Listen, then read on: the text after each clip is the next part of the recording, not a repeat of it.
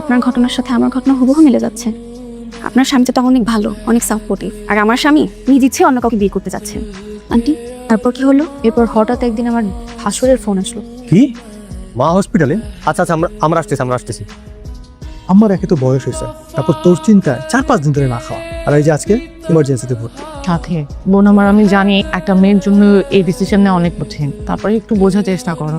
তুই কি আমাকে মেরে ফেলতে চাস? ভাইয়া তাই বলে তোর মনের বিরুদ্ধে গিয়ে কিছু করতে পারবো না। তুমি অন্তত একটু বোঝার চেষ্টা করো।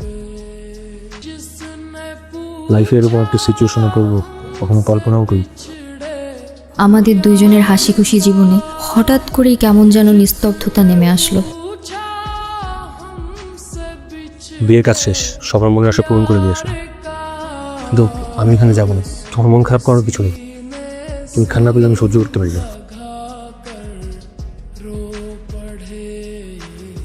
এরপর থেকেও বদলে যেতে শুরু করলো। সারাদিন ফোনে কথা বলতো, 2 দিন পর পর নতুন বউয়ের কাছে চলে যেত, কিন্তু বেশিরভাগ সময় আমার কাছেই থাকতো। তবে আগের মতো আমাদের আর কথা হয় না।